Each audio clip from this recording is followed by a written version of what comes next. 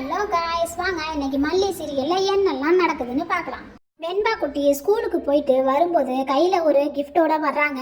அதை ரேணுகா பார்த்துட்டு இது என்ன இது அப்படின்னு கேட்குறாங்க. இது கிஃப்டா எனக்கா அப்படின்னு சொல்லி கேட்குறாங்க. அதுக்கு வெண்பா குட்டி இது உங்களுக்குலாம் இல்லை அப்படின்னு சொல்லிட்டு பேக்கை வச்சுட்டு பேக்கு மேலேயே கிஃப்டையும் வச்சுட்டு மல்லியம்மான்னு கூப்பிட்டுட்டு மாடிக்கு போய் மல்லியம்மா அழைச்சிட்டு வரலான்னு மாடிக்கு போயிடுறாங்க. மல்லியை கூட்டிகிட்டு வரதுக்குள்ளே ரேணுகா அந்த கிஃப்டை பிரித்து கையில் வச்சுக்கிட்டு விளையாண்டுக்கிட்டு உட்காந்துருக்காங்க. அதை பார்த்தோன்னே வெண்பாவுக்கு கொஞ்சம் டென்ஷன் ஆகிடுது. கீழே இறங்கி வந்து முதல்ல என் கிஃப்டை கொடு அப்படின்னு சொல்லிட்டு ரேணுகா கையிலேருந்து கிஃப்டை பிடுங்குறாங்க. ரேணுகாவும் தரமாட்டேன்னு அடம் பிடிக்கிறாங்க. வெண்பா குட்டி அந்த கிஃப்டை பிடுங்கி அந்த கிஃப்ட்லேயே ரேணுகாவை ஓங்கி மண்டையில் அடிச்சிடுறாங்க. ரேணுகாவுக்கு மண்டையிலேருந்து ரத்தம் வருது. அதை விஜய் பார்த்துட்டு வெண்பா என்ன இப்படி பண்ணிட்ட அப்படின்னு சொல்லிட்டு வெண்பாவை அடிக்க போகிறாங்க. மல்லி உடனே தடுத்துட்டு என்ன விஜய் என்ன பண்ணுறீங்க அப்படின்னு சொல்லிட்டு வெண்பா குட்டியை பிடிச்சிக்கிறாங்க.